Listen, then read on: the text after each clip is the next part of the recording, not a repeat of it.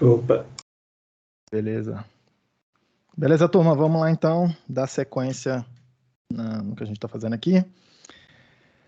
Do que a gente está falando? Na aula passada, comecei a falar com vocês sobre uma ideia de ter uma interpretação algébrica sobre nossos programas, tá?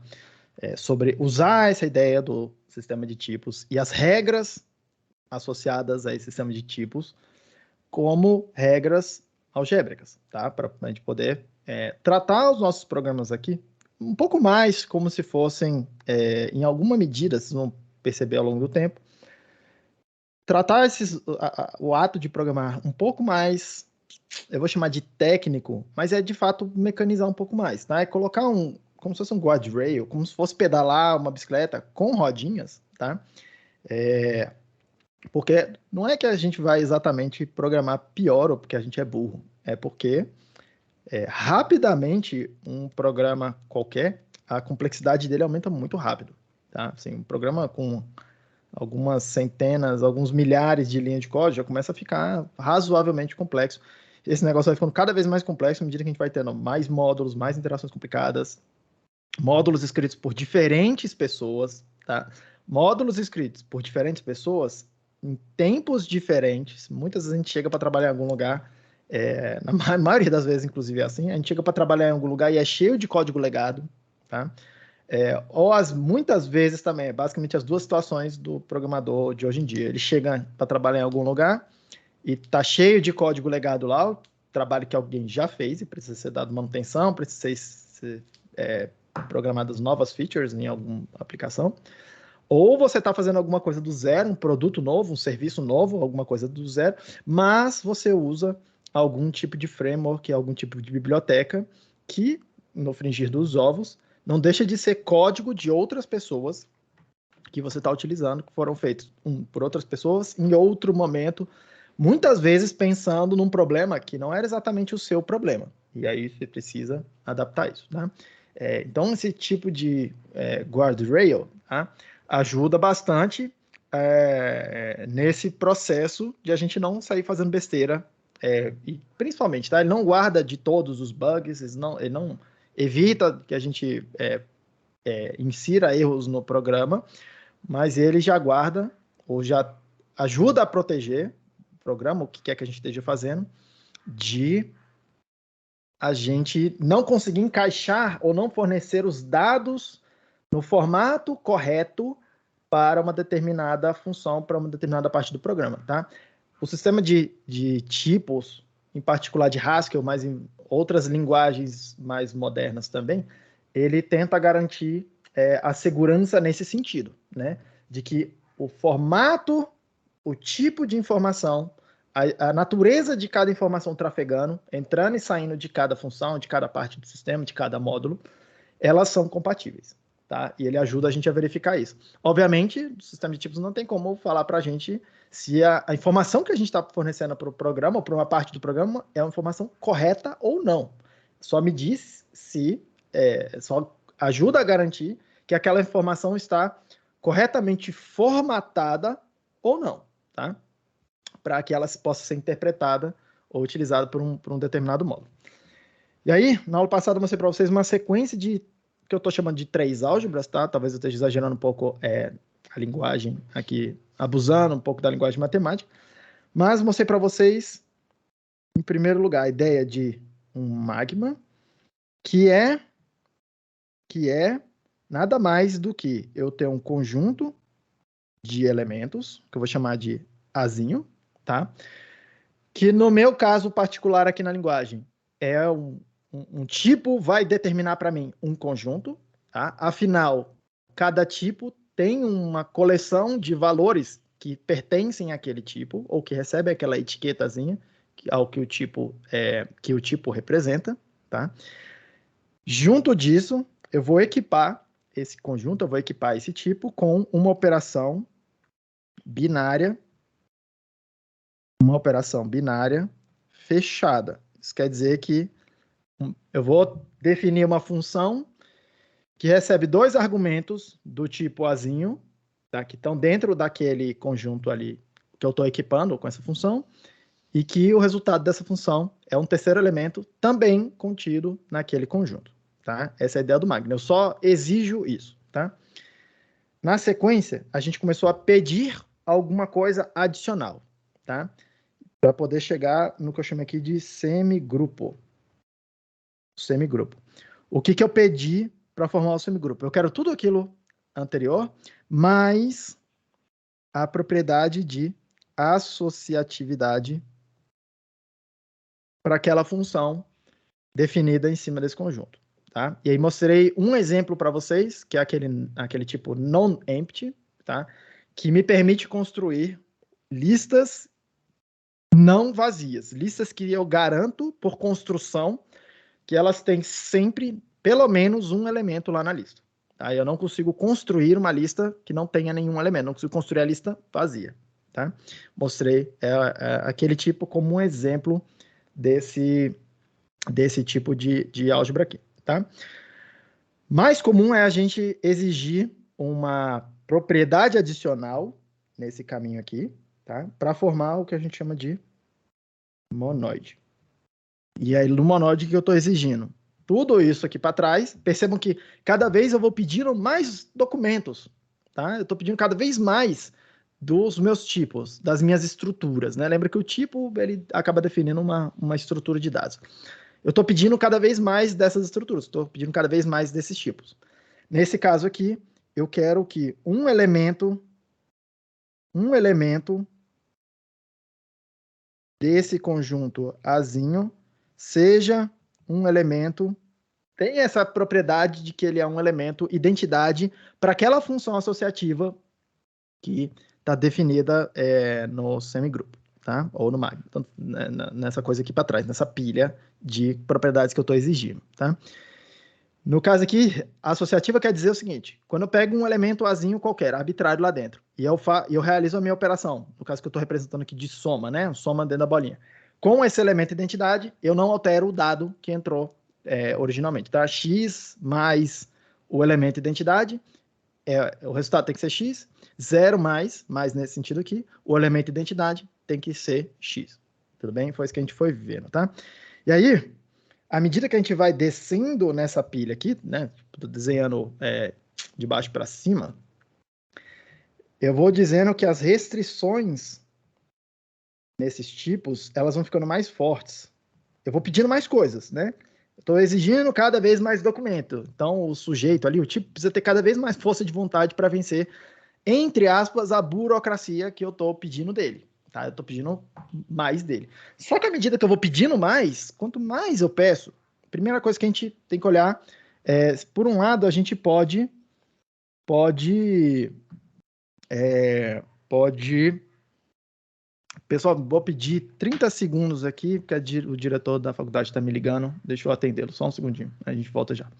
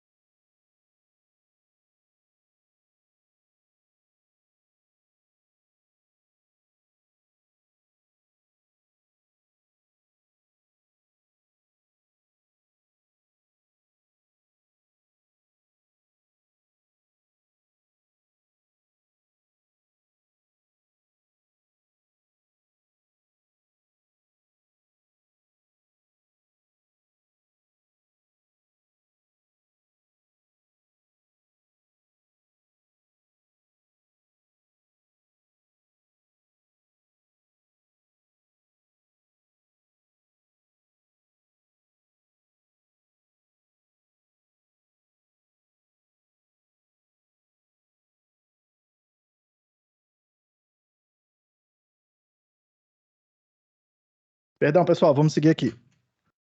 O que eu falava mesmo? Que à medida que eu estou pedindo, é como se eu estivesse pedindo mais documentos para um determinado tipo azinho, tá? Eu quero que ele seja capaz de fazer mais coisas. E aí, se por um lado eu perco a quantidade de tipos de estruturas que vão ser capazes de me fornecer essas propriedades, esses, entre aspas, documentos, como eu estou chamando, provar que eles conseguem fazer essas operações aqui com essas propriedades, menos tipos vão conseguir ser capazes de vencer essas restrições, ao passo que aqueles que conseguirem, eles vão me dar alguns, eu vou chamar assim de superpoderes. Eles vão me permitir eu construir funções ou operações bastante genéricas que não dependem do conhecimento de como que é essa estrutura, mas só dependem de eu conhecer, de eu assumir que essa estrutura tem determinadas propriedades, tá? Um exemplo é aquela função fold que a gente viu ali, que a gente viu na aula passada. O fold, o que ele faz? Ele pega uma estrutura qualquer, tá? Uma estrutura qualquer que tem uma determinada propriedade, ela implementa uma classe foldable, que a gente vai ver um pouco mais para frente, tá? São classes, são estruturas que podem ser folded, né? Tipo assim, dobradas, né? Sumarizadas, como é o fold que eu mostrei para vocês das listas. Uma estrutura desse tipo, dessa natureza, que tem monóides lá dentro, tá? E ela sumariza essa estrutura num monóide. E aí perceba, eu não preciso saber, a partir desse momento, qual é a estrutura. Basta eu saber que eu consigo atravessar essa estrutura. É isso que o foldable vai garantir, a gente vai ver isso no futuro. E eu não preciso saber qual é a operação que eu vou utilizar, tá? Eu vou utilizar a operação do monóide. Só que eu não preciso saber qual é a operação do monóide para cada um deles. Eu só preciso saber, que ela existe e que ela tem determinadas propriedades.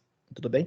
Obviamente que quando a gente está definindo o monóide, semigrupo, a gente quer falar o seguinte, essa operação associativa, o que é que ela vai fazer? Qual é o efeito que ela vai produzir?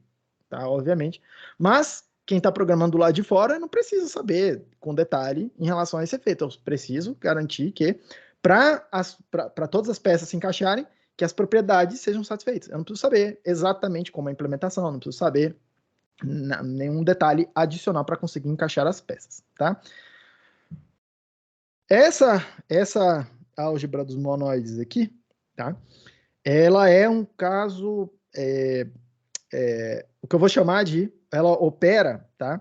Em cima de, o que eu vou chamar de valores puros, tá? Valores puros. Isso quer dizer o seguinte, ela não se importa ou ela não é capaz de perceber que existe uma determinada estrutura em volta dos dados. Exemplo, tá? Cadê meu exemplo aqui? E aí eu tô... Deixa eu desenhar, porque ali tá com... Cadê meu quadro? Desenhar, vamos lá. Por exemplo, imagina que eu tenha uma lista, tá? E aí, uma lista, por exemplo, com 2 elementos, eu tô representando várias vezes assim, né? Repare uma coisa aqui, sei lá, uma lista 1, 2, né? Tô com essa lista aqui, tá? Do ponto de vista do monóide, a gente viu que listas são monóides, tá? Cuja operação binária associativa é a operação de concatenação de listas e o elemento identidade das listas, do monóide das listas, é a lista vazia. Quando eu concateno qualquer lista com a lista vazia, eu mantenho a mesma lista que eu tinha inicialmente, tá? Perceba uma coisa, olha só. Essa estrutura aqui, né, essa lista, tá? Eu falei isso, comentei isso para vocês. Ela é uma construção que ela tem meio que duas informações acontecendo aqui, tá? A primeira delas é os valores específicos que estão guardados lá dentro da lista. No caso aqui, o 1 e o 2, tá? Que seria aquela coisa do lista de azinho, né? O tipo desse negócio aqui, tá? Seria o azinho que está guardado lá dentro da lista. Uma outra coisa, uma outra informação que eu tenho sobre esse valor específico aqui, tá? Lista de 1 e 2, é a estrutura, tá? A informação que a estrutura da lista me fornece. No caso, uma sequência, tá? Ela me fala, quais são os dados que estão lá dentro, 1 e 2, e ela me diz qual é a ordem com que esses caras estão colocados lá dentro. Existe uma ordem, tá? O número 1, no caso, nesse caso particular, é o primeiro elemento da lista, o 2 é o segundo elemento da lista, e a lista vazia é o terceiro elemento da lista. Tudo bem? Então, no caso aqui, eu tenho, eu vou chamar de dados mais estrutura. E a estrutura representa um efeito computacional. Lembra que eu estou tentando traduzir a estrutura nisso, né? Nessa ideia de um efeito computacional. Qual é o efeito computacional aqui? Uma sequência de dados, nesse caso. Ou uma sequência de funções, sequências, tá? Há coisas que precisam guardar essa informação de, esse aqui é o primeiro, esse aqui é o segundo, esse aqui é o terceiro. Existe uma ordem, uma ordenação entre esses dados, e lembrando que esses dados podem ser funções, tá? Podem ser coisas complicadas, tudo bem? O monoide, ele não vai perceber essa diferenciação aqui, tá? Ele vai tratar tudo isso aqui, ó, como lista de Azinho, como se fosse uma caixinha preta, assim, ó, tá? Ele não percebe, ele não consegue perceber, o monoide, que a lista de 1, 2, que ela é diferente, ou tem alguma diferença fundamental entre a lista 1, 2, 3. Para eles são listas. É só... a primeira é uma lista, a segunda é uma lista, eu não me importo quantos elementos tem dentro, quais elementos tem dentro. Obviamente, ele faz a coisa correta, tá? Ele não faz qualquer bagunça lá na hora de fazer a concatenação. Ele faz a coisa correta. Mas, do ponto de vista aqui, eu não consigo perceber, e aí, esse meu argumento vem dessa assinatura de tipo aqui, tá? Porque esse tipo Azinho, no caso, seria substituído, no caso das listas, por lista de Azinho, lista de Azinho, lista de Azinho. E aí a lista de Azinho é tratada como uma unidade. Eu não consigo entrar lá dela e separar as partes, como a gente está vendo aqui, tá? Não estou dizendo que as partes não existem, estou dizendo que a operação do monoide, quando a gente fala em monoide, a gente está alheio a isso, tá? Isso quer dizer coisas do tipo assim, maybe de lista de Azinho, e aí perceba uma coisa, tá? Maybe de lista de Azinho, eu tenho uma lista dentro do maybe, e aqui dentro de cada coisa aqui tem um Azinho aqui dentro, um Azinho aqui dentro, e sei lá, a lista vazia aqui dentro, tá? Eu posso ter estruturas em várias camadas. Monoide completamente transparente isso para ele, tá? Ele vai olhar e falar, entrou uma coisa aí para mim. A única coisa que eu me importo é fazer a coisa certa. Aí quem define o que é a coisa certa é quem definiu a operação associativa do monoide, e a gente garante, ou tenta garantir, de que essas propriedades serão satisfeitas. É tudo que importa para o monoide, tá? Só que em vários momentos, sim, provavelmente na maioria dos programas, tá? Provavelmente na maioria esmagadora dos programas, a informação sobre a estrutura é uma informação importante, tá? Afinal, a estrutura carrega uma informação importante para a gente. Por exemplo, o tipo maybe, ele é uma estrutura que carrega uma informação para a gente de uma computação falhou ou não falhou. E eu quero tomar decisões diferentes dentro do meu programa com base nessa informação, tá? Se uma computação falhou ou não falhou. Eu quero fazer ações diferentes.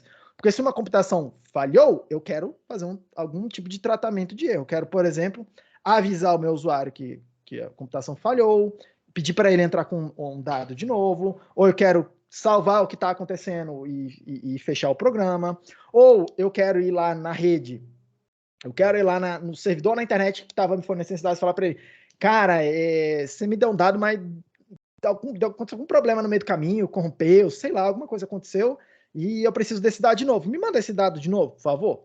Por exemplo, tá? Ou aconteceu um timeout, alguma coisa, e ele precisa indicar isso de alguma forma, tá? Eu quero reagir de forma diferente. Então, eu não quero, na maioria das vezes, ser alheio a estrutura. A estrutura eu quero tomar decisões também com base na estrutura, tá? E aí, o que eu quero começar a encaminhar hoje para vocês é uma ideia de começar a definir álgebras que não são alheias à estrutura, são álgebras que se importam com as estruturas. A gente vai ter 3 álgebras diferentes. Todas elas estão tentando fazer a mesma coisa, só que elas enxergam as estruturas de forma diferente. É o que eu vou tentar mostrar para vocês ao longo das próximas aulas, tá? As 3 álgebras que se importam com estruturas, para já ir adiantando os nomes, tá? A primeira delas é o functor, tá, provavelmente a mais simples dela, tá, que é o que a gente vai ver hoje. Aí eu vou pedir alguma coisa a mais. Vai ser na mesma linha, tá? Eu vou fazer uma pilha. Tudo aquilo, a próxima álgebra, tá? Eu vou pedir tudo aquilo que tiver no functor, mais alguma coisa adicional, tá? Essa álgebra um pouco mais forte depois do functor, eu vou chamar de applicative. E aí vocês vão ver que o aplicativo já é um cara um pouco mais... Eu vou chamar assim, um pouco mais difícil, mas vocês fazem isso aí o tempo todo, tá? O grande exemplo de aplicativo aqui, que eu vou mostrar para vocês, é a ideia de como é que usa esse tipo de álgebra para fazer parsers. É a grande aplicação dos aplicativos, mas em várias... Quando você domina isso, você começa a escrever tudo em termos desses aplicativos, tá? Eu vou mostrar os parsers para vocês, que assim, provavelmente nunca mais vocês vão querer escrever parser em outra linguagem que não tenha essa capacidade de modelar esse tipo de álgebra aqui, tá? E aí eu vou pedir uma coisa a mais do aplicativo para formar a mônada, tá? E a mônada, ela vai ser meio que a álgebra, eu vou chamar assim, a álgebra derradeira. A gente vai parar por aqui, tá? Aqui na disciplina. Mônadas estão por toda parte. Depois que vocês conseguirem entender o que a mônada está fazendo, tá? Todas elas aqui têm tudo a ver com aplicação de funções e composição de funções, tá? Todas essas álgebras aqui têm a ver com aplicar valores a funções ou compor 2 funções, tá? Todas elas servem para essas duas tarefas, né? Na hora de programar, tá? Depois vocês conseguirem ficar um pouco mais familiarizados com a mônada, vocês vão ver que tem mônadas por toda parte. Por toda parte, vocês já usam elas, só que vocês não conhecem o nome, tá? E aí, a partir do momento que vocês começam a ver isso, vocês começam a construir essas abstrações, por exemplo, encapsular todas essas ideias aqui num framework e começar a programar nesses frameworks, tá? Tem álgebras mais fortes depois da mônada? Tem, tá? Tem, por incrível que pareça, tá? Eu até vou comentar, não é exatamente uma álgebra, mas a ideia de monad transformer, tá? Eu vou mostrar para vocês, porque isso aqui é uma forma de resolver um problema que vai aparecer para a gente, que é quando eu quero combinar mais de uma estrutura na minha computação. Vocês vão ver que todas essas álgebras que eu vou mostrar para vocês, elas só se preocupam com uma estrutura. É lista de alguma coisa, ou é maybe de alguma coisa. Mas o que acontece? Como é que eu faço para combinar maybe de lista? Ou I/O de lista? Ou lista de I/O? Ou várias camadas, tá? Tipo, sei lá, I/O de maybe, de lista, de maybe, de qualquer coisa lá dentro. Tá, várias camadas, tá? O Monad Transformer é uma abordagem para montar essas pilhas de mônadas, tá? Pilhas de efeitos, como vou mostrar para vocês, é uma abordagem, tem outras abordagens um pouco mais modernas, mas já vão ver que aqui assim, já é bastante poderoso. E tem um outro caminho aqui, que é uma outra álgebra que a gente chama de arrow, seta, arrow, que ela pede mais coisas do que a mônada. Eu não vou tratar com vocês, porque o pessoal, assim, já começa a ser um pouco questionável a utilidade desses arrows, dessas setas, né, desse tipo de álgebra aqui, tá? Eu tenho alguns papers publicados de programas que se estruturam em torno desses arrows aqui, para modelar algumas aplicações de engenharia de controle, mas eu concordo que, assim, eu também exagero um pouco, não é a coisa mais bonita do planeta de se ver os programas. É um pouco questionável de falar assim, isso aqui é mais elegante, ou é mais simples, ou ela me dá um insight muito maior sobre o que está acontecendo, tá? Mas esse é o caminho que a gente vai seguir. Então vamos falar um pouco do functor, tá? O functor, deixa eu limpar a tela. O functor, tá? Ele vai ser informalmente, eu vou definir melhor o que eu vou falar informalmente aqui, vou definir melhor, tá? Mas, informalmente, o que ele vai fazer, tá? Ele vai ser uma álgebra de programas, tá? Que permite mapear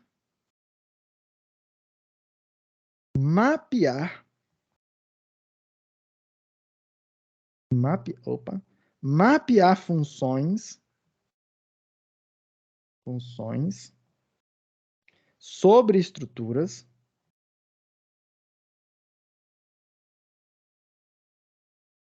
preservando a estrutura. O que eu quero dizer com isso? Tem vários tipos de estrutura. Então, por exemplo, a ideia do... Eu vou começar falando que é como se fosse a estrutura, como se ela fosse uma caixa que tem dados lá dentro. Mas tome muito cuidado, tá? Assim, não levem isso ao pé da letra, porque alguns functors não tem nada a ver com caixas. E eu vou dar um exemplo hoje para vocês que não tem nada a ver com uma caixa. Nada a ver com uma lista, uma pilha e tal, não sei o que. Ele é um functor e é um functor que a gente usa o tempo todo, tá? Vocês já usam ele meio que só não sabem o nome. Só não sabem que é um functor. Hoje vocês vão saber, tá? Mas segura um pouquinho. Eu vou começar dizendo que é como se fosse um envelope, uma caixa, entre aspas, a caixa, que tem dados lá dentro, e eu tenho uma função f, tá? E aí a ideia de mapear funções sobre as estruturas é a ideia de receber essa caixinha, não ser alheio ao fato de que eu tenho uma coisa dentro da outra, entre aspas, dentro da outra, tá? Mas o que eu quero fazer é entrar lá dentro, pegar esses dados aqui, lá dentro da caixa, usar eles para fazer a computação da função f e devolver eles para dentro da caixa, tá? De tal forma que eu vou ficar com a caixa intacta lá dentro e aqui dentro eu vou ter um dado que vai ser o f de x, um dado y que é o resultado da computação f de x. Aí percebam, tá? A ideia do functor é conseguir fazer isso. Desembrulhar os dados de algum lugar onde eles estejam envelopados, tá?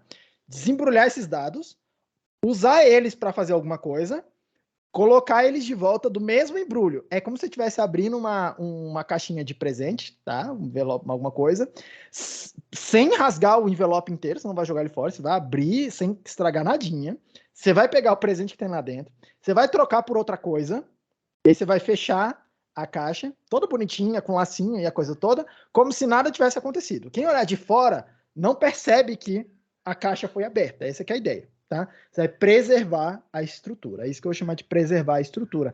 Obviamente, eu quero melhorar o que eu vou chamar de preservar a estrutura. E eu vou definir mais formalmente o que significa isso, definindo algumas propriedades que eu quero que as funções executem. Igualzinho o que a gente estava fazendo ali no monoide, tá? Ah, tem que ser associativo, quer dizer isso. A ordem não importa.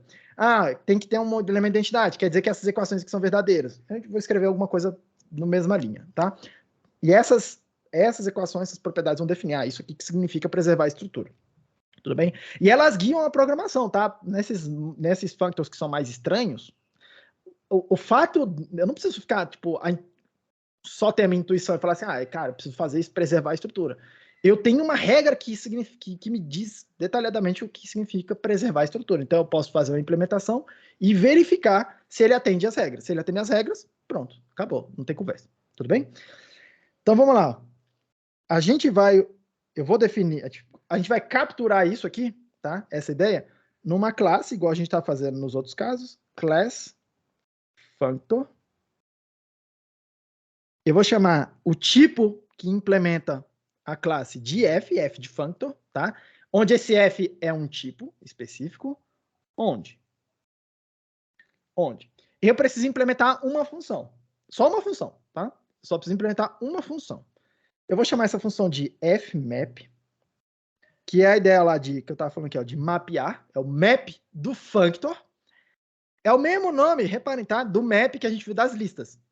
Porque esse cara é literalmente uma generalização daquela noção do map das listas. Ele veio depois, o map já tinha lá das listas, tá? E aí alguém teve que inventar o nome, é o map do functor, para qualquer functor, para qualquer estrutura para qualquer tipo f que implemente a ideia do functor, tá? O que essa função tem que fazer? Ora, ela precisa de uma função para operar, então ela vai receber uma função de Azinho para Bzinho. Ela precisa receber uma caixa com dados lá dentro, ela precisa receber uma estrutura com dados lá dentro. Essa estrutura é o functor, tá?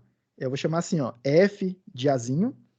F é a estrutura que envolve a informação Azinho que está lá dentro dela, tudo bem? E aí essa caixa, essa casquinha, esse envelope que está em torno dos dados é o functor. É isso que a gente chama de functor, tá? É como se a caixa aqui, tudo bem?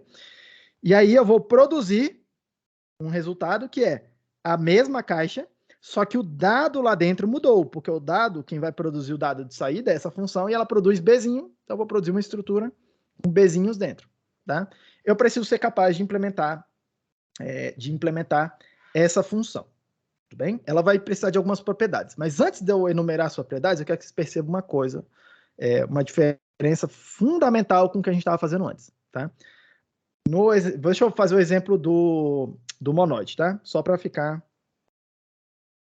claro, uma diferença aqui. Monoide M, onde um tipo M será chamado de monoide se ele tiver um elemento que a gente chama de mempty, que é do tipo Mzinho, e se ele tiver uma operação que a gente chama de mapend, que tem o tipo M para M para M, e a gente ainda disse que isso aqui é a implementação padrão, é a estrelinha que veio lá do semigrupo, ou o diamante que veio lá do semigrupo. Estrelinha não, porque estrelinha vai aparecer na próxima aula. É o diamante que tem lá no semigrupo. Tá? Eu nunca sei o nome para essa operação aqui, tá, gente? Eu já até desisti, eu só chamo ele de diamante.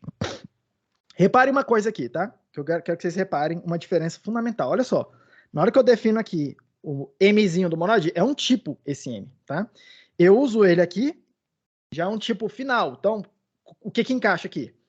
Int, bool, lista de Azinho, lista de Azinho, lista de int, lista de bool, lista de char, lista de double, maybe de int, maybe de double, maybe de bool, maybe de outras coisas complicadas, tá? Mas já o tipo todinho fechadinho, um tipo específico, tá?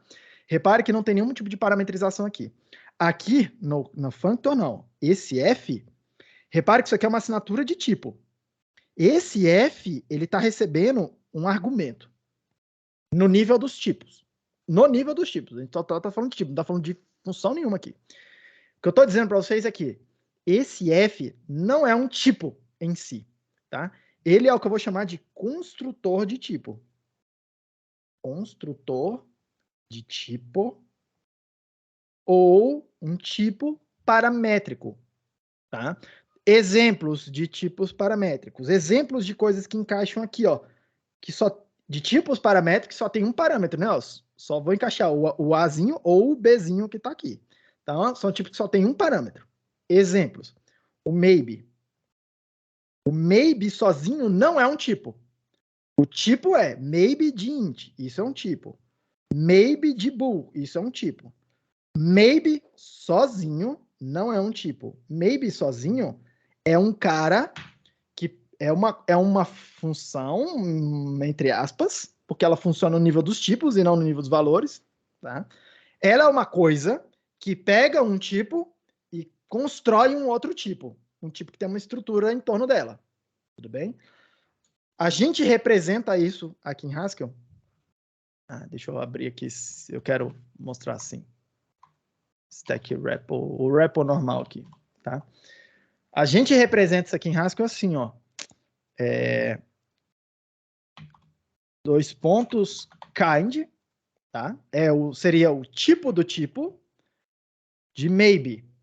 Percebam que ele fala lá para mim, olha só, o maybe é uma coisa, não é uma função propriamente dita, tá? Porque a gente está falando de operações no nível dos tipos.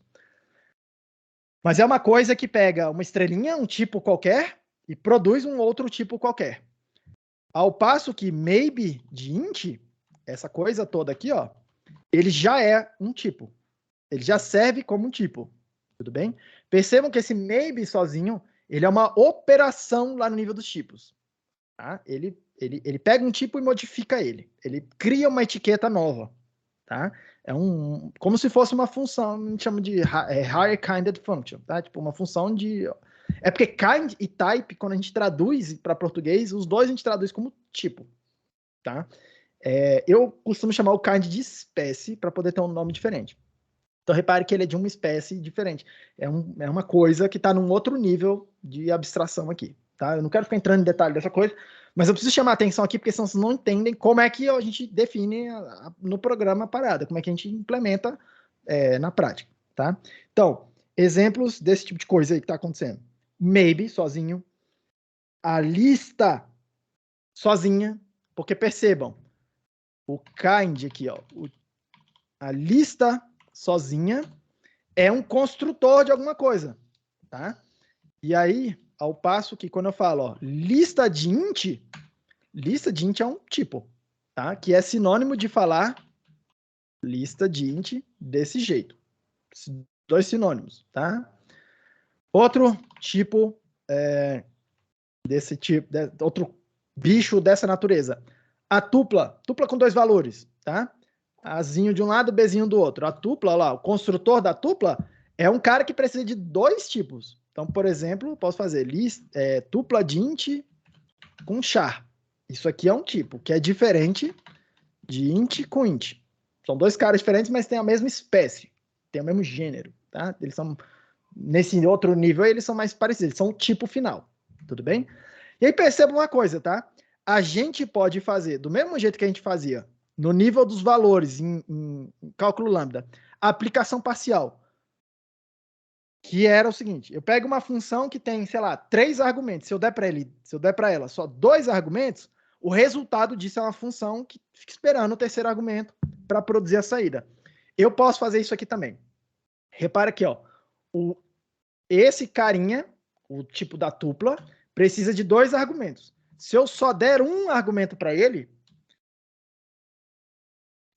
se eu só der um argumento para ele, tá? Só o do lado esquerdo, por exemplo, o primeiro argumento, eu chego um cara que tem a mesma espécie do maybe. Olha o kind dele ali, olha o kind do maybe. Tudo bem? É uma coisa, um construtor, que está esperando um tipo para poder terminar o trabalho dele de falar qual é o tipo final. Que é exatamente o que vai acontecer aqui, ó. Que é exatamente o que vai acontecer aqui. Esse F precisa ser um cara parametrizado e só pode ter um parâmetro. Tudo bem? Então, todos os tipos que vocês encontrarem por aí que tiver pelo menos um parâmetro são candidatos a serem functors. Todos os caras que tiverem todos os tipos que forem parametrizados são candidatos a serem functors, inclusive aqueles que recebem mais de um argumento. Por exemplo, ali a tupla recebe 2 argumentos. Eu posso falar que a tupla de Azinho, um espacinho branco aqui, ó, tá esperando o segundo argumento, e esse cara aí, essa coisa aí, é um construtor que está parametrizado. Hoje não tá vendo, não. Tô escrevendo. Pronto, aí. Tranquilo? Mesma coisa, muita atenção, porque esse agora é o cara estranho. Mas a gente vai fazer a instância dele, vocês vão ver que funciona, tá? As funções, por exemplo, função de Azinho para Bzinho, tá? Elas têm um tipo também. Qual é o tipo? Dá uma olhada aqui, ó. Qual é o tipo das funções, tá? O tipo das funções é de Azinho para Bzinho. Essa setinha, ela é um construtor de tipo também, olha lá, ó. Igualzinho a lista, igualzinho o maybe, igualzinho a tupla, também é um construtor de tipo, tá?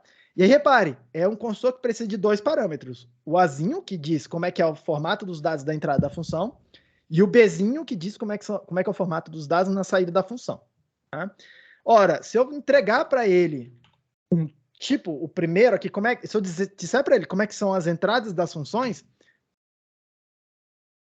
como é que são as entradas? Acho que eu não consigo fazer isso aqui. Como é que são as entradas das funções? Por exemplo, falar, ó, funções cuja entrada é do tipo int.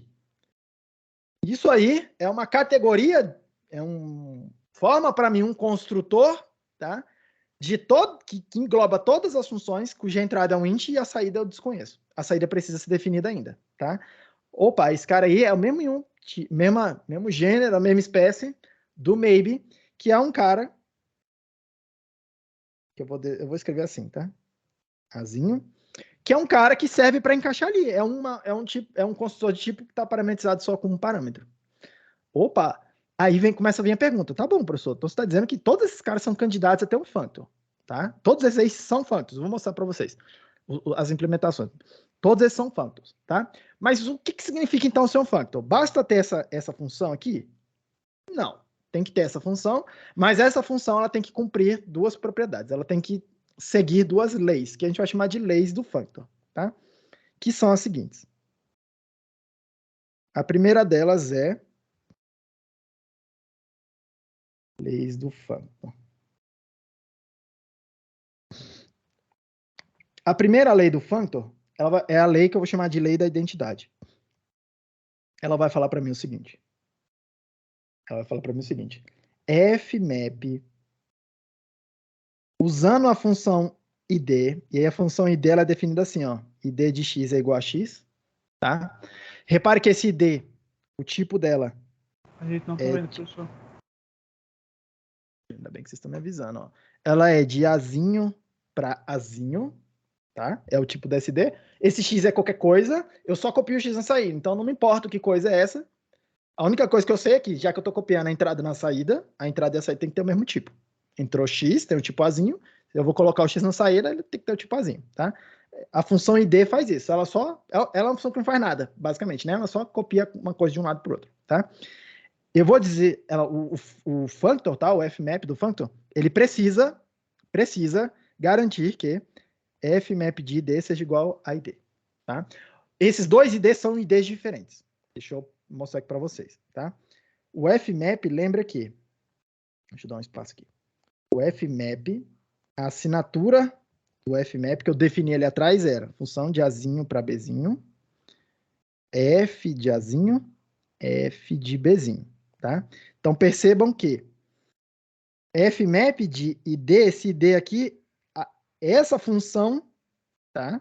É esse cara, perdão, esse argumento está entrando aqui, ele vai ser uma função de azinho para bzinho, tá? No caso aqui, azinho para azinho, é o caso particular desse id, tá? Então, esse id aqui, ele é azinho para azinho. É o que eu vou chamar de id dos dados puros, o mundinho dos dados puros. Já já eu vou desenhar uns mundinhos planos aqui, como se fossem universos paralelos acontecendo. Já já começa a ficar bem visual a parada, tá? Mas olha só, é o mundinho dos dados puros, tá? Azinho para azinho. Os dados puros, tá? Eu tô chamando de puros os dados não estruturados.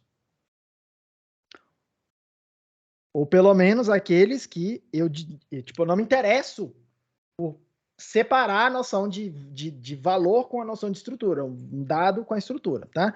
Para mim é tudo uma coisa só. Para mim é o dado que eu vou tratar como uma unidade só, uma entidade atômica. Para mim ele é uma caixa e eu não sei, para mim não tem nada, ele é uma estrutura já atômica. Assim, eu não consigo separar ele em partes, tá? Ao passo que, reparem, se eu estou fazendo aqui, ó, fmap, estou entregando a função para ele, o resultado, tá? Desse lado esquerdo da equação é essa parte da equação aqui, ó, do tipo. Ele está produzindo uma função de f de azinho para f de bzinho. Obviamente, esse azinho tem que estar encaixado com esse azinho, esse bzinho tem que estar encaixado com esse bzinho. E se eu entreguei para ele uma função de azinho para azinho, eu vou desenhar de amarelo, esse id aqui, ele tem que ter o tipo f de azinho para f de azinho. Repare que isso encaixa lá na definição do ID, tá? Porque, ó, o azinho pode ser qualquer coisa, desde que o que entrou seja igual ao que saiu. O que entrou tem que ser igual ao que saiu. Não tem nenhum problema aqui. Entrou f de azinho, saiu f de azinho. Só que perceba que esse ID não é o mesmo ID do lado esquerdo. Ele é o ID dos dados estruturados. Ele se importa com a estrutura. Tudo bem? Então, preciso ser capaz de cumprir essa propriedade. Percebam que isso tem a ver com aquela ideia de, eu quero preservar a estrutura.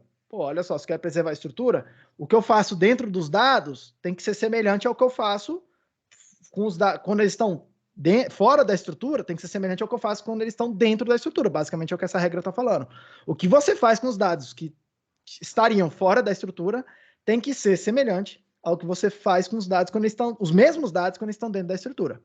Basicamente é o que essa regra está tentando falar.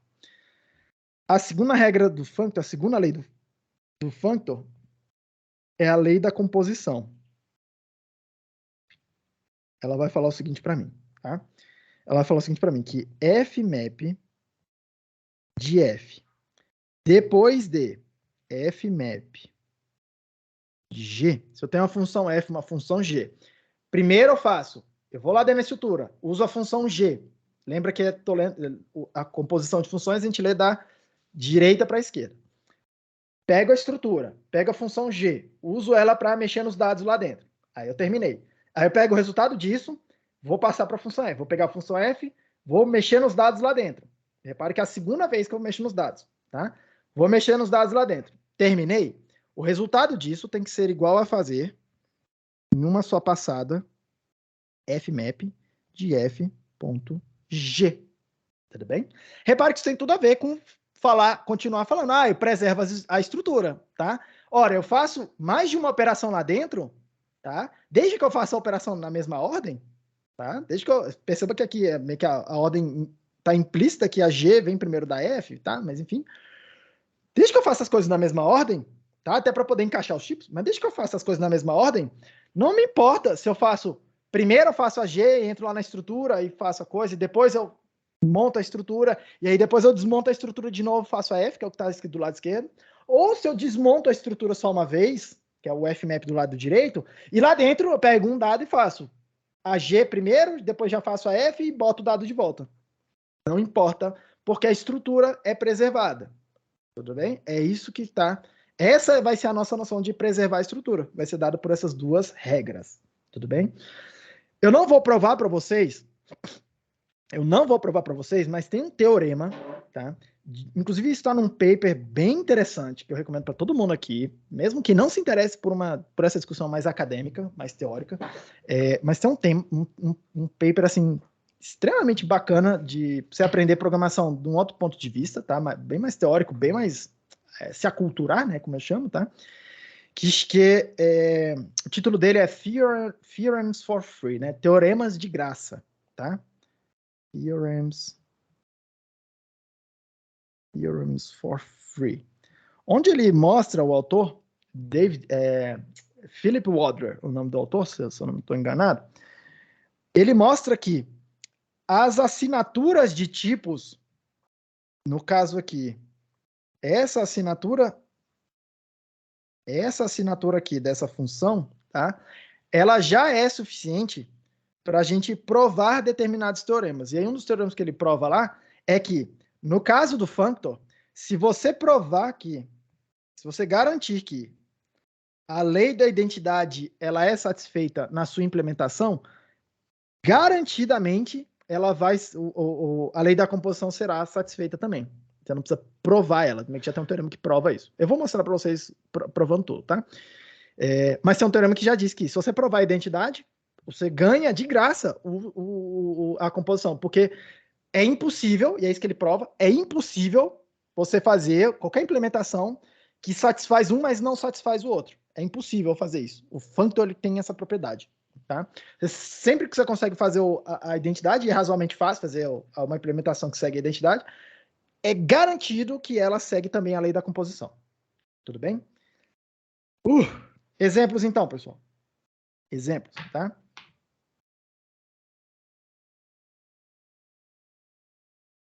Primeiro exemplo, o maybe. Vamos fazer o primeiro aqui, o maybe, tá?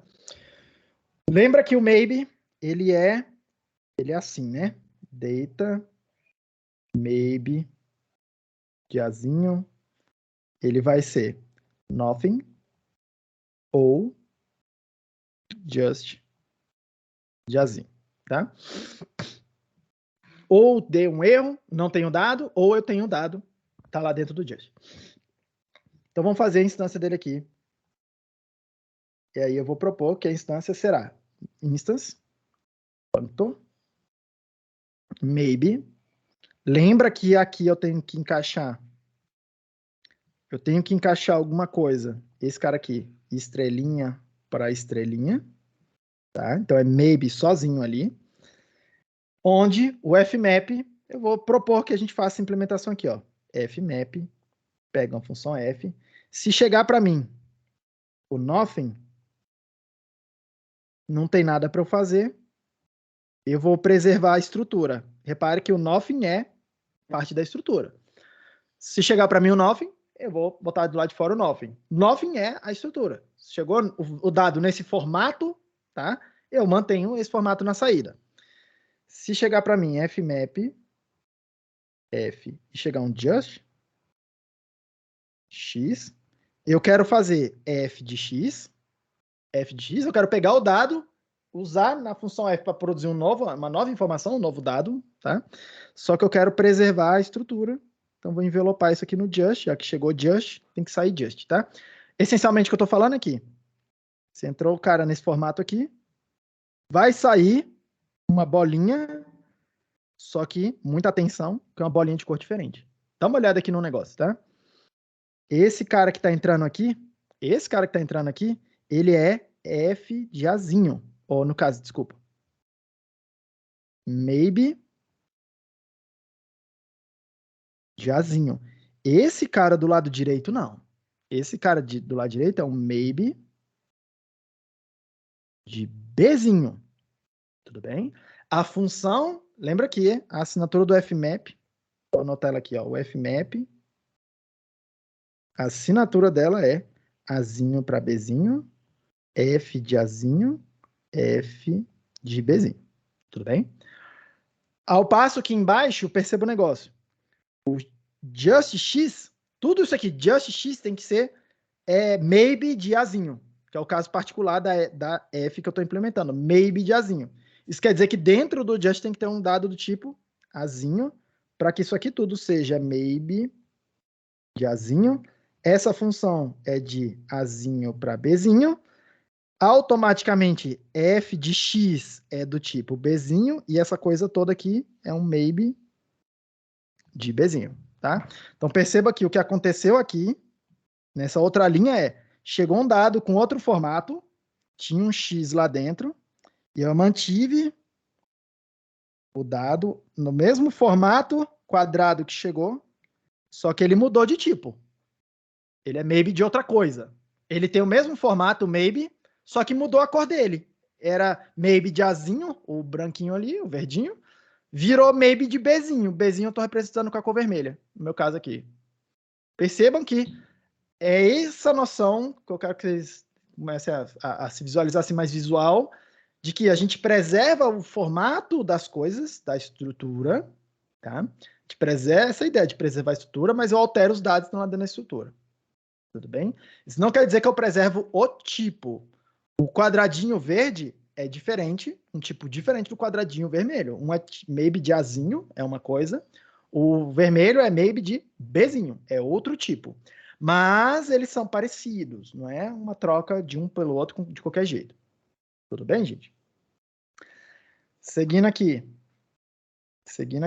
Ah, deixa eu provar que... É uma prova simples, tá? Mas deixa eu provar que as leis do Functon estão sendo obedecidas, tá? Primeiro, a lei da identidade. Repara um negócio aqui.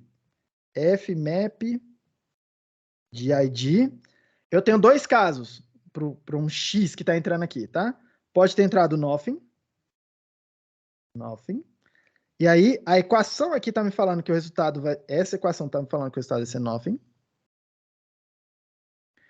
E a segunda possibilidade é fmap id de just x, tá? É o segundo formato. E aí, a segunda equação está falando para mim que vai ser just de alguma coisa, de f de x. Quem é f de x? id de x. Só que d de x é x, pela própria definição da função id, tá? id de x é x, então isso aqui é just de x. E aí, reparem que, se eu fizer id de nothing, o resultado é nothing. nothing. Se eu fizer id de just de x, qualquer que seja esse x, o resultado disso aqui é just de x, ou seja, os dois lados são iguais. Fmap de id é igual a id. Tranquilo? A prova é bem tranquila nesse caso aqui, que são finitos casos. Segunda lei do functor fala da composição de funções, tá? Então, olha só. O lado esquerdo, o lado da regra, fala o seguinte para mim. Fmap de f ponto fmap de g. Isso é a mesma coisa que dizer que fmap de f vai receber o resultado de fmap de g. E o primeiro formato que eu vou testar é com nothing. Tá? O primeiro formato que eu vou testar é com nothing. Aí perceba aqui que eu vou economizar um pouco de que está apertado no papel. Mas olha só o negócio. Fmap g de nothing, que está dentro do parênteses, tá igual ao que tem na primeira equação que eu defini. Tá? Isso aí é nothing. E aí, o segundo passo eu vou ter fmap de f de nothing. E o resultado vai ser nothing. Então, o resultado disso aqui é nothing. Tá? O resultado disso aqui é nothing. Quando eu faço fmap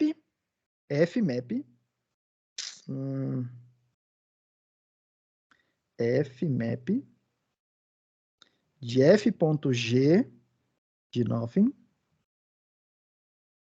Repare que isso aqui é exatamente o resultado que está lá na primeira linha, tá? O resultado, qualquer que seja a função f.g, qualquer que seja, o resultado será nothing. É o que está dizendo a primeira equação do fmap, tá? O resultado disso aqui é nothing. Então, para o nothing, a lei da composição está ok. Deixa eu passar para o lado de cá, mais apertado aqui. Segundo caso é fmap. Tá. Não vou fazer isso não. Vamos fazer direito, né? Segundo caso, fmap de f, recebendo o resultado de fmap de g, recebendo um just x qualquer, tá? Será. É isso que eu não queria, ficar alternando entre as duas telas. Olha a segunda equação do fmap. Fmap é f just qualquer coisa, é just do f lá dentro, tá? Então vai ser, isso aqui vai ser fmap f do just de g de x. Aí percebam que agora eu tenho um fmap de f com just. Vai acontecer a mesma coisa, vai aparecer um just de f do que está lá dentro do just, tá? Vai ficar assim. F, opa, desculpa. Just de f recebendo o resultado de g de x, que é o que está dentro desse just aqui, tá? Isso aqui é a mesma coisa que fazer, tá? Ó, just f.g recebendo esse valor x aí dentro, tá? Do outro lado, isso aqui tem que ser igual a fmap f.g just x, tá? A segunda equação do fmap vai falar para mim que isso aqui é just recebendo f.g, a função que eu estou usando, recebendo o dado x. E aí, repare que os dois são iguais. Isso quer dizer que a segunda propriedade da composição também é verdadeira. Ela é verdadeira pro maybe. Isso quer dizer que essa implementação que eu estou mostrando aqui para vocês, ela é o que a gente vai chamar de uma implementação faithful, né? Ela tem fé. Assim, ela é uma implementação que segue, que me fornece, tá? Que adere às regras ou às leis do functor. É uma implementação que eu vou chamar de correta. Tudo bem? É isso que a gente vai chamar de implementação correta do functor. Tudo bem? Próximo exemplo. Um outro exemplo aqui.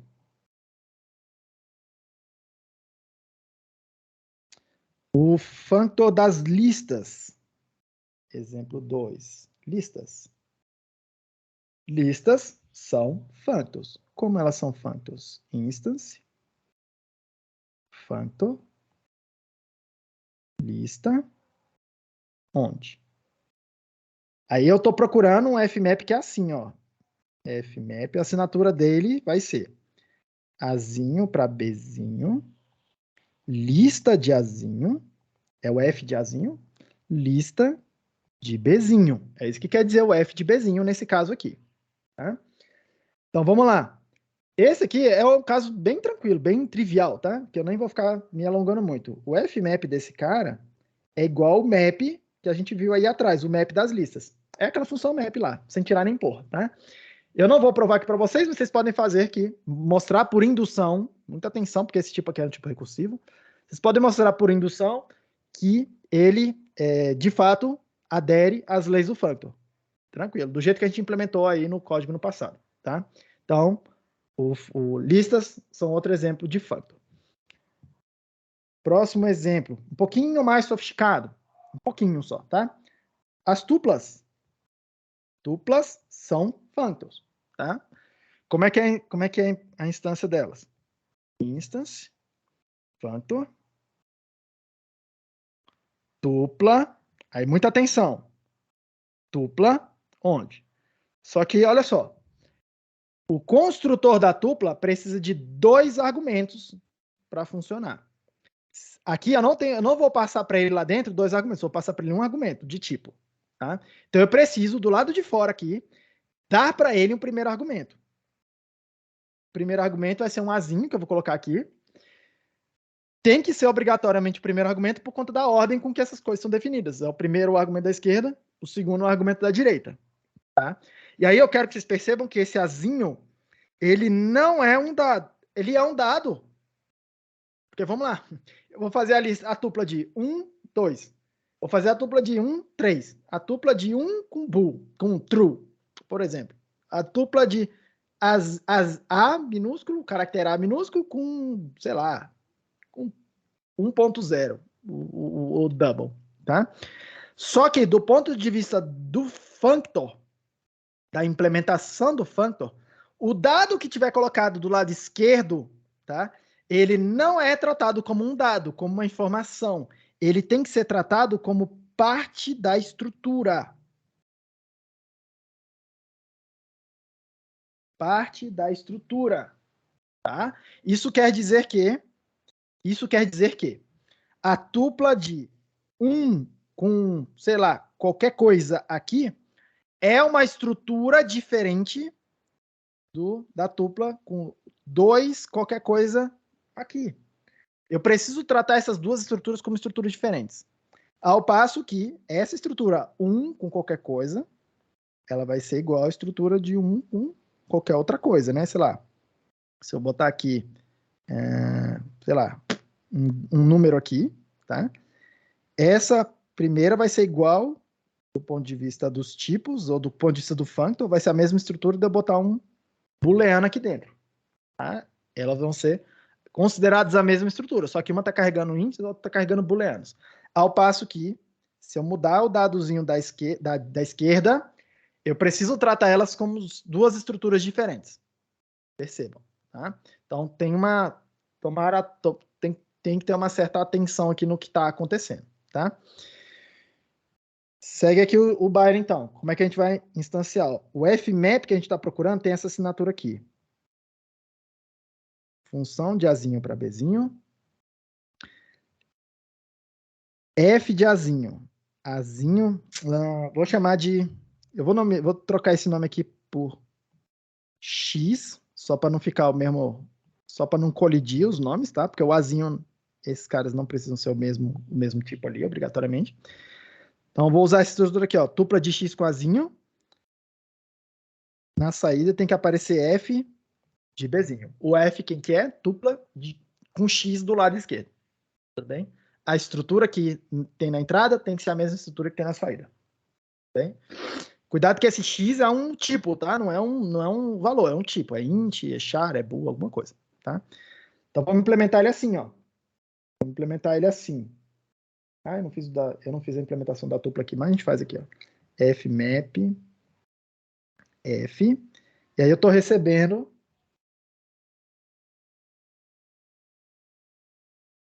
Ah, até eu fiz aqui na minha nota de aula. Eu tô olhando aqui e falando, caramba, que salada de letrinha que eu fiz na minha nota de aula. F, Aí eu estou recebendo ó, um dado aqui do x do lado esquerdo. Bem, agora é o dado mesmo que está aqui do lado esquerdo, tem o tipo x. Eu estou recebendo um dado, um valor, que eu estou chamando de azinho, do lado direito, que tem o tipo azinho. Tá? Isso aqui vai ser igual a, vamos lá, uma tupla de x, que eu preciso preservar o que tiver do lado esquerdo, parte da estrutura. Não pode alterar o dado aqui, porque senão eu vou bagunçar, não vai seguir as regras, as leis do Functor, quando vocês forem testar. F de azinho. Pega o dado que está dentro da estrutura, que é o que está do lado direito, opera ele com a função f, bota ele de volta na estrutura. Tudo bem? Muita atenção, porque é muito convidativo escrever f de x aqui. Tá? Esse cara não é o Functor. Se você verificar as regras do Functor, vai lá e testa aquelas duas leis da identidade da composição, você vai ver que ele não bate, não satisfaz as leis. Tá? Não funciona. Tudo bem? Só que esse cara aí, que você está vendo aí, ele é um cara útil. Eu mesmo já uso, não vou chamar de corriqueiramente, mas eu uso em várias situações. Tá? Um outro caso, que não é o Functor, mas que eu uso uma função para operar nos dois dados de uma tupla, ou nos dois dados de uma função, ou em duas posições diferentes com a mesma função, tá? Esse cara aqui tem uma outra classe aí que chama de bifunctor, ou functor duplo, tá? Ele segue outras leis, é mais incomum, mas vocês eventualmente vão acabar achando aí na biblioteca básica também, ou em alguns momentos aí, em algumas bibliotecas, tá? Mas a implementação correta dele é o X do lado de cá. Bem? Segue o baile. Segue o baile. Vamos fazer o functor das funções. Para eu fechar aqui essa aula de hoje. Funções são functors também. Tá? Funções são functor também. Funções que eu vou chamar aqui ó, de Azinho para Bzinho. Tá? Nossa, professor, funções, aí começa a complicar o Paranauê, porque função não é exatamente uma caixa que tem um dado lá dentro. É uma computação que não aconteceu ainda, né? Ela está esperando os dados de entrada chegarem para ela produzir um dado de saída. Exatamente.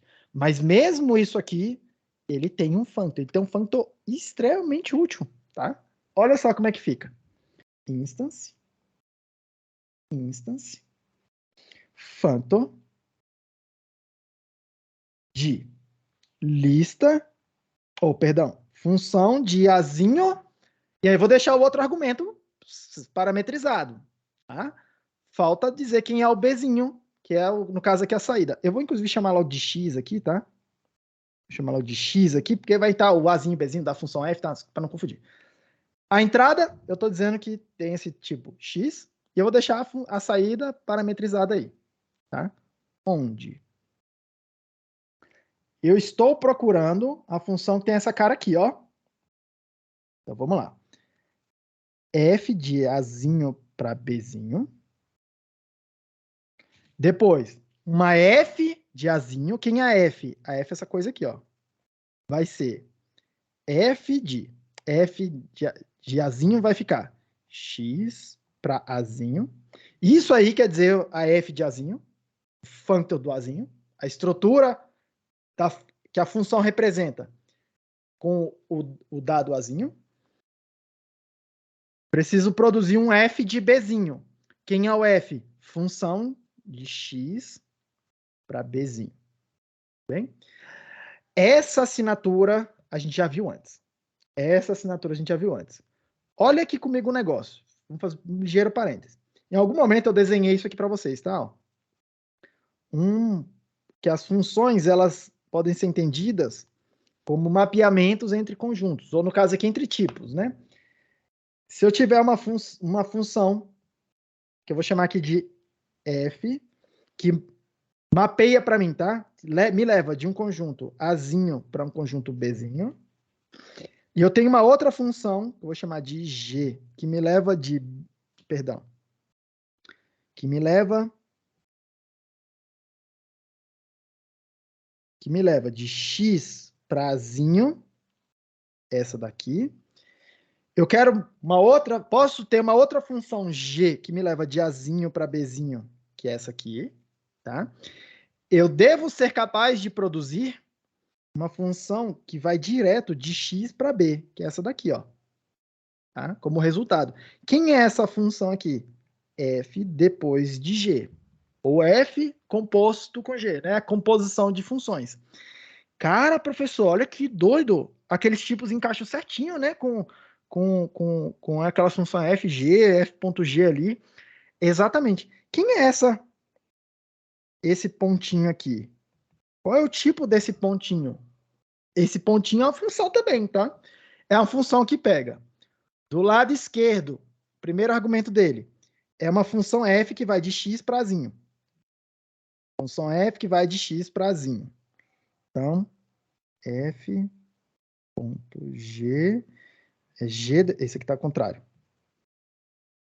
G depois de f, g, por que eu não estou escrevendo? G depois de f, g, primeiro faz a f, fica do lado direito, depois faz a g, fica do lado esquerdo. Pronto. Então, vamos lá. Do lado esquerdo está aparecendo a função g. Quem é a função g? É uma coisa que pega de Azinho para Bzinho. O segundo argumento, o que está do lado direito, é a f. A f é uma coisa que pega de x para Azinho. E ele produz uma função, isso aqui tudo é uma função, o resultado dessa composição é a função que vai de x para b. Olha lá no diagrama, de x para b, que é exatamente o que eu estou procurando. Exatamente o que eu estou procurando. Pelo menos em termos das assinaturas de tipos. Exatamente o que eu estou procurando. Tá? A minha proposta é dizer que fmap, no caso das funções, é a composição de funções. E se você for verificar, tá? Verificar, isso aqui funciona exatamente seguindo as leis do functor. Tudo bem? Seguindo exatamente as leis do functor. Tá? Deixa eu ver se eu... eu não fiz aqui. Eu não fiz aqui. Mas não é difícil vocês verificarem que segue as leis do functor. Inclusive é um bom exercício, tá? Bota a identidade ali, verifica se aquela coisa funciona com a identidade, bota a composição de funções, tá? F.G, tenta juntar a coisa toda, vocês vão ver que continua funcionando, tá? E aí, olha só que curioso, tá? O que é o functor desse cara aqui? O que é a caixa, tá? O que é a caixa que tem os dados Bzinho lá dentro? Aqui fura um pouco essa interpretação dos dados Bzinho. Aqui, na verdade, eu tenho que olhar alguma coisa assim, tipo, a primeira caixa é alguma coisa que recebe um X e produz um Bzinho. Eu pego o meu X do lado de fora e produzo o Bzinho. É a primeira operação que a gente faz. Aí, depois disso, o que eu faço? Eu pego o resultado e uso uma segunda caixinha para produzir,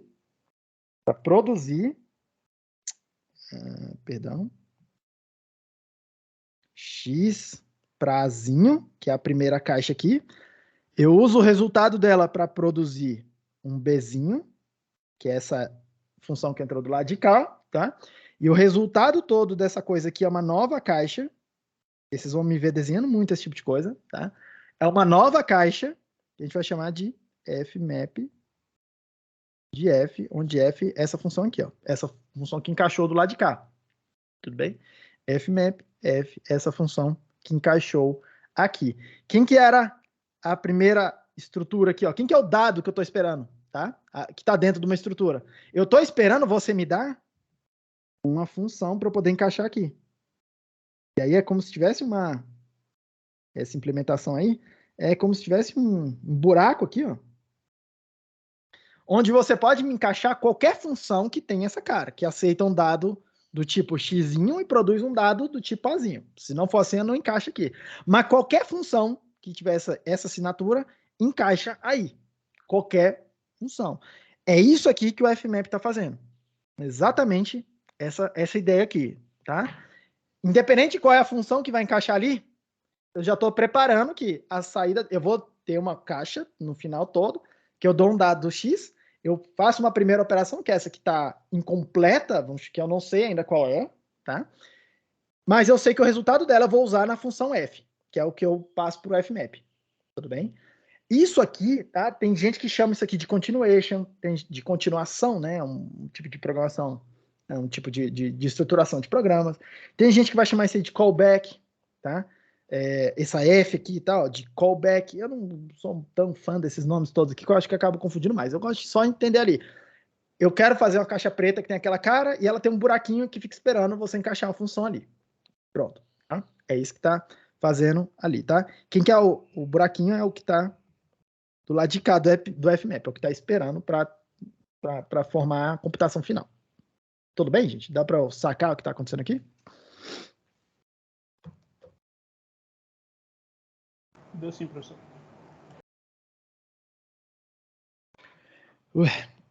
Vamos lá.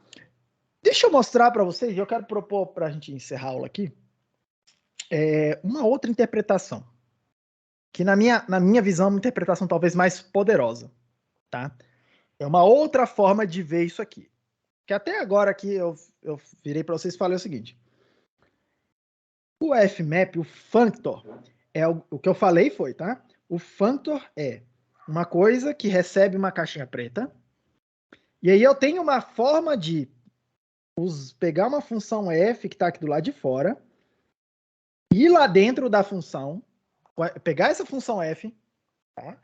Ir lá dentro da função, fazer alguma coisa com ela e terminar produzindo a mesma caixinha, preservando a estrutura e mudando o dado que tem lá dentro. Preservando a estrutura e mudando o dado que tem lá dentro. Deixa eu desenhar até assim. Desenhando a forma geral externa, mas mudando o dado que tem lá dentro. É isso que eu falei para vocês, a primeira noção do functor. O functor serve para fazer isso, tá? Entrar nas estruturas e alterar os dados sem bagunçar a estrutura. Só que tem uma segunda interpretação. Essa agora que segue comigo, tá? Toma uma aguinha, respira um pouquinho, faz uma respirada funda aqui agora, que o que eu vou falar pode soar bastante viagem, mas vocês vão olhar e falar assim, caramba, enxergar dessa forma aqui me ajuda em uma tonelada de situações, tá? E é aí que mora o grande tchan da programação funcional, que eu vou falar aqui agora, que é o seguinte, a segunda interpretação, tá?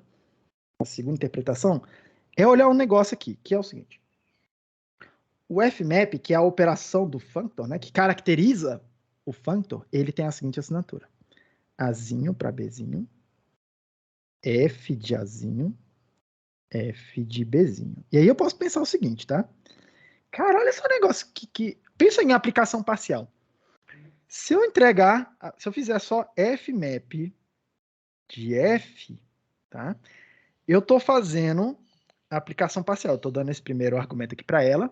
E aí o resultado disso é uma função de FA para FB. Professor, que coisa curiosa. Porque olha só, do lado esquerdo tem uma função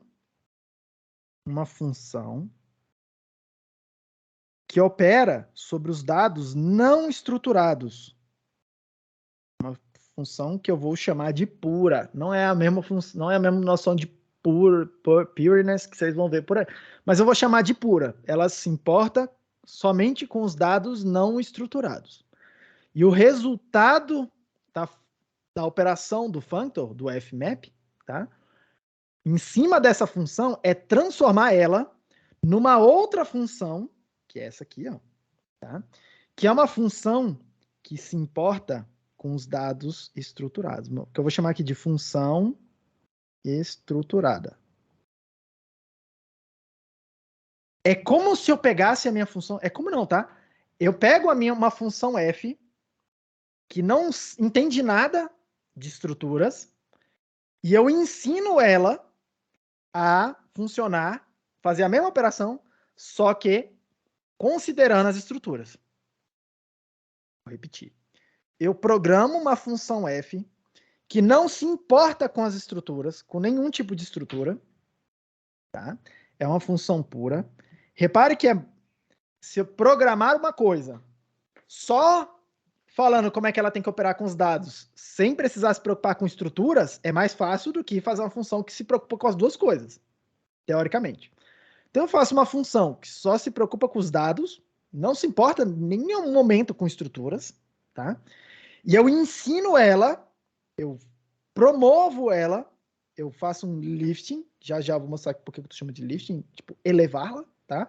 Eu ensino ela um truque, que é, olha só, você, função F, você não sabe operar com estruturas, mas eu vou ter uma forma, eu tenho uma escolinha, uma fabriquinha aqui que chama FMAP, que você entra nela e você aprende um truque novo, que é fazer a sua operação considerando estruturas. É como se eu tivesse um plano aqui, ó. Vocês vão me ver desenhar muito esses planozinhos aqui, tá? O plano dos, eu vou chamar de azinho, tá? Que moram dados simples. Por exemplo, int, char, bool, dados que não têm estruturas. E eu tenho um outro mundinho, que eu vou chamar de F, de azinho, que é o mundinho onde moram dados que têm estrutura. Exemplo. Vou fazer um exemplo concreto aqui. Exemplo. Nesse azinho, pode ser que eu tenha um tipo qualquer aqui, tá? Que tem os dois valores 1 e 2 só, tá? E no F de azinho, eu tenho um outro conjunto aqui que tem, por exemplo, lista de azinho. Lista desse azinho aqui, tá? Então, lista de azinho pode ser a lista vazia. Deixa eu aumentar um pouco isso aqui. Pode ser azinho, lista de azinho. Pode ser a lista vazia, a lista com valor 1, a lista com valor 2, a lista com valor 1, 1, a lista com valor 2, 1, a lista com valor, sei lá, 2, 2, 1 e assim por diante. Tudo bem? É como se essas coisas morassem em dois mundinhos. Dois mundinhos meio que separados aqui. Um dos dados e o outro dos dados, só que os dados morando dentro de uma estrutura. Os mesmos dados, tá? O que o FMAP faz? Tá? O que o FMAP faz? Ele pega uma função que mora aqui, de Azinho para Bzinho, e transforma ela numa função que mora lá em cima, de, sei lá, nesse caso aqui, de F de Azinho para F de Bzinho. Ela faz isso, ó. Ela forma um caminho de tal forma que essa função aqui existirá. É isso aqui que o FMAP faz, tá?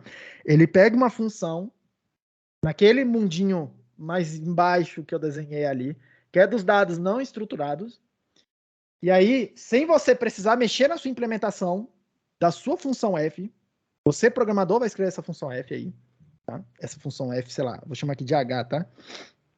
Vou chamar isso aqui de H', só para não ficar no F do Functor. Essa função H, você se preocupa em escrever, e aí quando você quiser usar a função, considerando estruturas, você não precisa mexer na sua função. Você pode simplesmente promover ela usando o FMAP, tá? Repare que esse diagrama aqui, tá? Ele é um diagrama meio que fechado, tá? Porque quem é esse F? Eu posso entender essa F aqui, que é o construtor, dos tipos, tá? É o maybe, é a lista, é setinha com azinho, é o construtor que só tem um parâmetro, é a função que levanta esses dois caras aqui para os seus equivalentes naquele mundinho estruturado. Tudo bem? E aí, o que as leis do Functor estão falando para mim? Tá?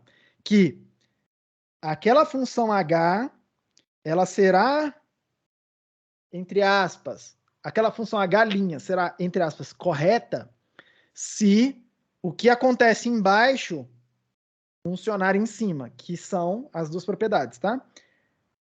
A identidade tem que ser preservada, tanto em cima quanto embaixo, tá? Tem que ter uma identidade aqui, a noção de não fazer nada, e eu tenho que ter a ideia de composição de funções. Eu tenho que ser capaz de fazer composições de funções aqui, e se eu fizer uma composição de função embaixo, de duas funções embaixo, em cima tem que funcionar também a composição de funções, meio que de forma automática. É o que a segunda regra fala para mim, tá?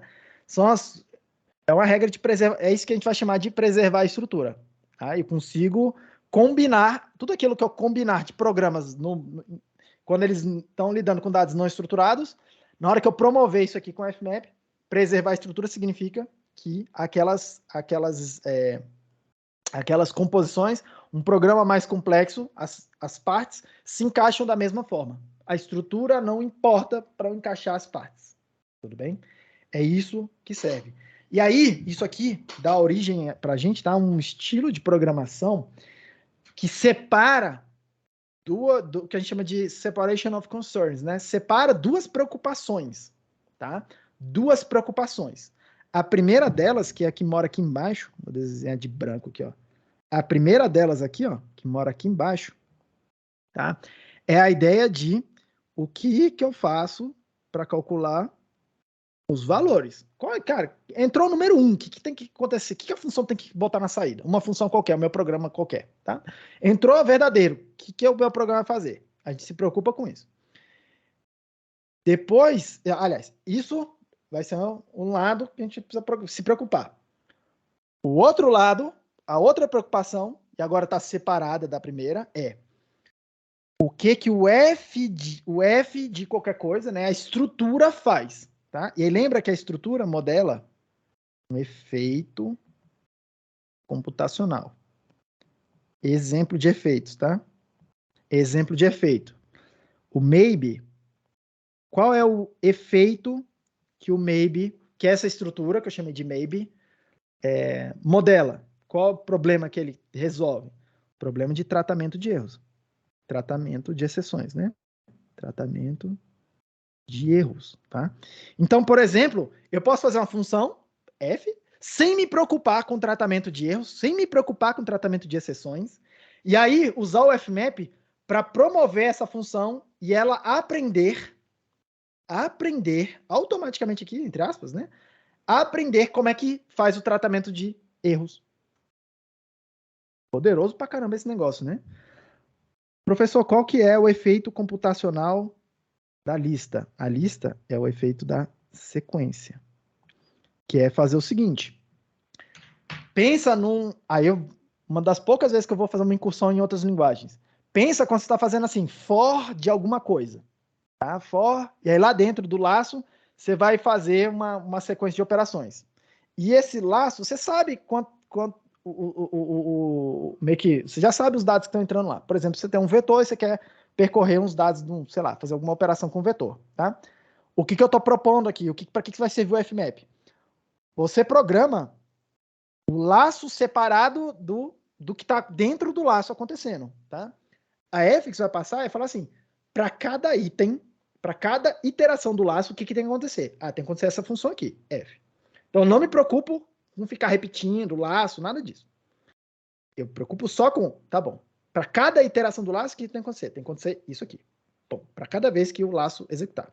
E aí eu uso o fmap da lista, para poder fazer a sequência, para poder fazer essa coisa aqui repetir numa sequência de dados. Que é exatamente a ideia do laço, de um laço for, de um while, alguma coisa assim. Tá? Exatamente essa ideia. Tudo bem? O fmap da lista é o equivalente de um laço for andando num vetor de dados, por exemplo, quando você percorre todo o vetor. Tá? O professor, e a função de azinho para alguma coisa aqui, tá? Que efeito computacional é esse? Já que é uma estrutura também e tem um functor, que efeito doido é esse aí, tá? É um efeito que alguns vão chamar, aí eu tenho controvérsias com esses nomes, tá? Mas vocês vão encontrar eles por aí em alguns livros. Eles vão dizer que isso aqui chama de async, por exemplo, que nem tem no JavaScript. Alguns vão chamar de promise, tá? Alguns vão chamar de callback. Tudo isso aqui são coisas diferentes, tá? Cada um tem um argumento para falar, isso aqui é o equivalente desse, é o equivalente daquele. Eu não tenho uma posição muito fechada, não, mas é meio que essa ideia. Eu fico esperando você me dar uma computação e eu sempre vou usar ela para poder produzir um dado para uma outra função que eu já sei o que é, tá? Isso é bem uma ideia de um callback mesmo. Eu já sei o que tem que acontecer. Só que eu fico esperando você me dar uma função que produz os dados que eu preciso para fazer funcionar. Essa função aí, tá? Essa função que produz os dados, que eu não conheço, é o efeito computacional da função. É isso que o functor das funções está fazendo. Tá? que são uns bichos complicados, tá? Em outras linguagens. Por exemplo, a Async precisa de suporte sintático no JavaScript, em qualquer outra linguagem, tá? Não é uma coisa assim que é tipo, aqui em Haskell não precisa de nada especial. Reparem, tá? Assim, para ser bem justo, né? Eu preciso de algumas coisas meio que especiais para ter aquele efeito de computação concorrente, paralela e tal, tipo, paralelismo, né? Que o async e os promise meio que permitem pra gente, tá? Mas ele meio que me dá essa ideia de, cara, olha só, eu já sei uma computação inteira, eu só preciso ficar esperando uma função que me diz como é que produz os dados. Mas independente do dado que for produzido, eu já sei como é que ele será processado. É isso que esse functor está falando, tá? O functor da tupla, tá? O functor da tupla, ele também funciona para tratamento de erros, tá? Não vou, é muito parecido com isso aqui, tá? Com tratamento de erros, mas ele serve para outras coisas, porque as tuplas podem carregar mais de uns dados, mais de 2 dados, né? Então, eu posso querer carregar mais de uma informação dentro da estrutura, tá? E aí a gente pode fazer vários truques bacanas usando o functor das tuplas, tá?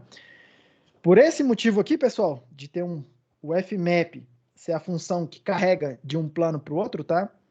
É bem usual vocês verem também o fmap ser chamado de lift. Em algumas implementações aí, em outras linguagens, tá? É um lifting. É uma função que promove outras funções. É uma função de alta ordem que promove outras funções para operar com dados estruturados. Beleza? E aí, a ideia é justamente, tá? Separar a computação com os dados do problema de outro problema, que é tratar esses efeitos computacionais. Aí diferentes functors cuidam de diferentes efeitos, tá? Como eu estou tentando mostrar aqui para vocês, tudo bem? Só que eles todos têm uma característica em comum, tá? Que é a ideia do fmap. É a capacidade de eu poder fazer essa promoção de uma função pura, que não se importa com os efeitos computacionais, e envelopar ela numa outra coisa, levar ela para um outro mundinho, onde tem o tratamento de efeitos computacionais, tá? E esse tratamento não é uma mágica não, tá? Quando a gente implementou aqui o functor, por exemplo, o functor aqui, ó, do maybe, eu tô dizendo como é que é o tratamento de erros. Isso aqui, ó, tá dizendo para mim como é que é o tratamento de erros. Ele fala o seguinte: se não acontecer o erro, segue o baile, pode fazer a próxima computação, que é o F, tá? Se acontecer um erro, propaga esse erro para frente. Não faz nada, não usa a função F, tá? Você tem uma computação que está com erro, propaga o erro para o próximo estágio aí da tua computação. Até alguma hora que alguém vai falar assim, caramba, deixa eu checar o que está acontecendo. Se acontecer um nothing, meio que pare, faz outra coisa aqui em algum caminho, tá? Mas ele separa aqui, ó, tá bem delimitado o que está acontecendo. Eu ensinei o fmap aqui. Eu que programei o fmap, tá? Não é uma mágica aqui. Mas isso me força a pensar em problemas separados. O que acontece como é que é o tratamento de erro? Como é que eu quero esse tratamento de erro? Pode ser que eu quisesse outra coisa aí, tá? Mas como é que eu quero o tratamento de erro? Eu quero assim. Como é que eu quero o tratamento de sequência? Eu quero assim. Separado do problema de fazer essa função F aqui, ó, de qual é a computação específica que a gente está fazendo. A gente está fazendo essencialmente um framework, basicamente. Quando vocês pegam lá um React, nada mais é do que uma coleção de funções desse tipo aí, com essa mesma cara, tá? Alguma coisa, você promove algumas funções, você programa uns pedacinhos lá, e ela tem uma função, por exemplo, tá? Lá já no framework do React, fala assim, quando clicar no botão, chama aquela função F aqui, aí você programa a função F. É a mesma coisa. Alguém já pré-programou esse comportamento de clica no botão, faz alguma coisa, tá? Que coisa? A coisa que você chamar a função, que é a função que você, programador, vai chamar para cuidar lá, interagir com o seu back-end, por exemplo. É a mesma ideia, mesminha ideia, tá? Mesminha ideia, tá? Tem alguns frameworks que se importam com essas ideias aqui, tá? Com essa ideia mais algébrica, tá? O React não é exatamente um deles. Tem mônada lá dentro do React, tá? Tem mônada dentro desses AngularJS, esses outros caras. Tem mônada, tem aplicativo, mas eles não estão muito na cara, assim, não estão muito fáceis de ver, mas eles estão lá, tá? Eles estão lá junto com um monte de outras coisas, mas eles meio que estão lá também, tudo bem? Mas é isso que a gente está fazendo, a gente está começando a montar como se fosse um framework de algumas funções, de algumas, vamos chamar assim, computações, alguns padrões de projeto, patterns, para usar a linguagem aqui da galera da ciência da computação, alguns patterns, só que a gente está embutindo isso meio que numa biblioteca, tá? Como, entre aspas, uma biblioteca. Só que a gente, em vez de definir uma biblioteca, a gente define a gente faz isso usando, aqui em Haskell, uma classe, tudo bem? Que é uma ideia um pouco diferente de uma biblioteca, como se fosse um contrato, tá? Contrato entre os tipos. Tudo bem, gente? Todo mundo pegou essa ideia aí? Tem alguma dúvida? Vocês vão me ver muito desenhar isso aqui, tá? Esses planozinhos e tal. O aplicativo também faz uma coisa parecida, a Monada faz uma coisa parecida, mas o Functor tem essa cara aqui. Tá, acho que tá todo mundo confortável. O chat tá vazio. Tudo certo, se ninguém tem tudo uma... certo. Pois é, se ninguém tem uma dúvida, hoje é quarta-feira. Bom final de semana para vocês então, turma. A gente se fala de novo na segunda-feira. Um abraço para vocês. Valeu, professor. Abraço. Valeu, professor. Boa Valeu, noite. valeu.